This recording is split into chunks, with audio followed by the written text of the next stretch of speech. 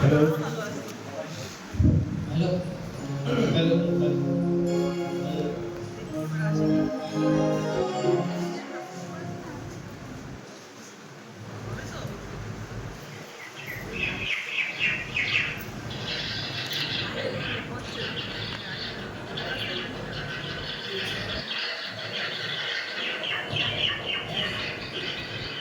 যে ছিল পাপ, সে ছিল মূর্খ, সে গান গাইত স্বাস্থ্য কারিত, লাপাইত উড়িত, জানিত না কায়দা কানুন কাকে বলে।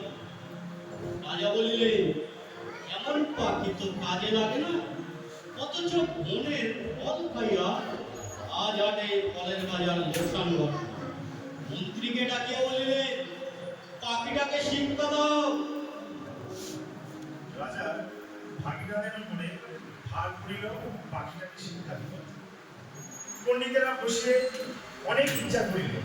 প্রশ্নটা এই, মুক্ত জীবের অবিদ্যার কারণ কি? সিদ্ধান্ত হইল, সামান্য খড় কুটাতে পাখি যে বাসা বাঁধে, সে বাসায় বিদ্যা বেশি ধরে না। তাই সকলের আগে দরকার ভালো করিয়া খাঁচা বানাইয়া দেওয়া। রাজপণ্ডিতেরা দক্ষিণা পাইয়া খুশি হইয়া বাড়ি ফিরিলেন। শেখরা বসিলেন সোনার খাঁচা বানাইতে। খাঁচাটা হইল এমন আশ্চর্য যে দেখিবার জন্য দেশ বিদেশের লোক ঝুঁকিয়া পড়িল। কেহ বলে শিক্ষার একেবারে বদ্ধমূর্খ, কেহ বলে শিক্ষা যদি নাও হয় খাঁচা তো হইল, পাখির কি কপাল। সেটা থলি বোঝাই করিয়া বকশিস পাইল। খুশি হইয়া সে তখনই পাড়ি দিল বাড়ির দিকে। পণ্ডিত বসিলেন পাখিকে বিদ্যা শিখাইতে। নস্য লইয়া বলিলেন, অল্প পুঁথির কর্ম নয়। ভাগিনা তখন পুঁথি লেখককে তলব করিলেন। তারা পুঁথির নকল করিয়া এবং নকলের নকল করিয়া পর্বত প্রমাণ করিয়া তুলিল। যে দেখিল সেই বলিল, সাবাস, বিদ্যা ধরে না। লিপিকরের দল পারিতোষিক লইল গলদ বোঝাই করিয়া। তখনই ঘরের দিকে দৌড় দিল। তাদের সংসারে আর টানাটানি রহিল না। অনেক দামে খাঁচাটার জন্য ভাগিনেদের খবর দামে মেরামত দিয়া, তারপর ছাড়া মোছা পালিশ করার কথা দেখিয়া সকলেই বলিল, উন্নতি হইতেছে। লোক লাগিল বিস্তর এবং তাদের উপর নজর রাখিবার জন্য লোক লাগিল আরো বিস্তর। তারা মাসে মাসে মুঠো মুঠো সংখ্যা পাইয়া সৈন্য বোঝাইল। তারা এবং তাদের মামাতো খুঁড়তুতো মাসতুতো ভাইরা খুশি হইয়া কোটা পালার সময় গদিয়া পাতিয়া বসে। সংসারে অন্য অভাব অনেক আছে, কেবল নিন্দুক আছে যথেষ্ট। তারা বলিল, খাঁচাটার উন্নতি হইতেছে, কিন্তু পাখিটার খবর কেহ রাখে না। কথাটা রাজা মেনে গেল। তিনি ভাগিনাকে ডাকিয়া বলিলেন, ভাগিনা, এ কি কথা শুনি? ভাগিনা বলিল, মহারাজ, সত্য কথা যদি শুনিবেন তবে ডাকুন শেখরাদের, পণ্ডিতদের, লিপিকরদের ডাকুন, যারা মেরামত করে আর মেরামত তাদের করিয়া বেড়ায়। হিন্দুগুলো খাইতে পায় না বলিয়ে মন্দ কথা। জবাব শুনিয়া রাজা অবস্থাটা পরিষ্কার বুঝিলেন। আর তখনই ভাগিনার গলায় সোনার হার ছিল। শিক্ষা যে কি ভয়ঙ্করে চলিতেছে রাজার ইচ্ছা হলো স্বয়ং দেখিবে। একদিন তাই পাত্তর মিত্তর অমাত্য লইয়া তিনি স্বয়ং আসিয়া উপস্থিত।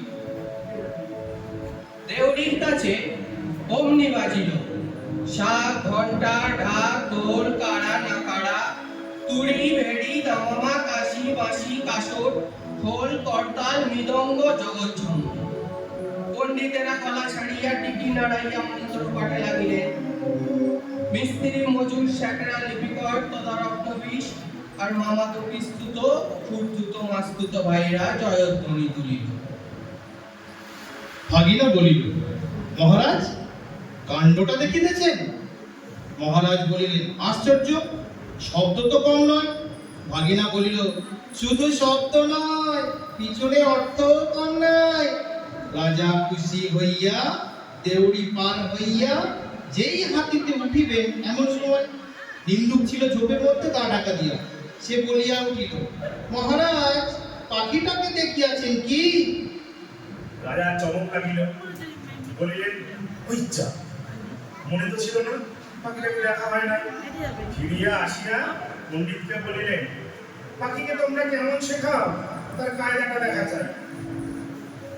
দেখা হইল, দেখিয়া বড় খুশি। কায়দাটা পাখিটার চেয়ে এত বেশি বড় যে পাখিটাকে দেখাই যায় না, মনে হয় তাকে না দেখিলেও চলে। রাজা বুঝিলেন আয়োজনের ত্রুটি নাই, খাঁচায় দানা নাই, পানি নাই, কেবল রাশি রাশি পুঁতি হইতে রাশি রাশি পাতা ছিঁড়িয়া কলমের ডগা দিয়া পাখির মুখের মধ্যে ঠাসা হইতেছে। গান তো বন্ধই, চিৎকার করিবার ফাঁকটুকু পর্যন্ত বোঝা। দেখিলেই শরীরে রোমাঞ্চ হয়। এবারে রাজা হাতিতে চড়িবার সময় কানমালা সর্দারকে বলিয়া দিলেন, নিন্দুকের যেন আচ্ছা করিয়ে কান মলিয়ে দেওয়া হয়। পাখিটা দিনে দিনে ভক্ত দুস্তর মতো হাত মারা হইয়া আসে। অভিভাবকরা বুঝিল বেশ আসা যাবে, তবু স্বভাব দোষে সকালবেলায় আলোর দিকে পাখির ছাপ আর অন্য রকমের পাখা ছট। এমনকি এক দিন দেখা যায় সে তার ঢোকার মুখ দিয়ে খাঁচার গলা কাটিবার চেষ্টায় আছে। কুতূহল বলিল, হে কি বেয়াদবি! তখন শিক্ষা মহলে হাপুড়ি আগুন লইয়া আমার আসিয়া হাজির। কি দমাদম পিটানি, লোহার শিকল তৈরি হলো, পাখির ডানাও গেল কাটা।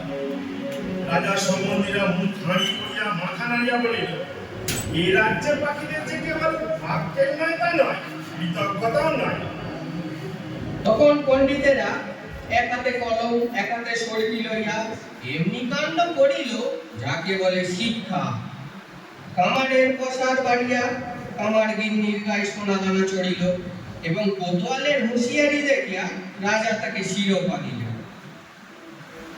পাখিটা মরিল, কোন কালে যে কেউ তো ঠাহর করিতে পারে না। নিন্দুক লক্ষ্মী ছাড়া রটাইল, পাখি মরিয়াছে।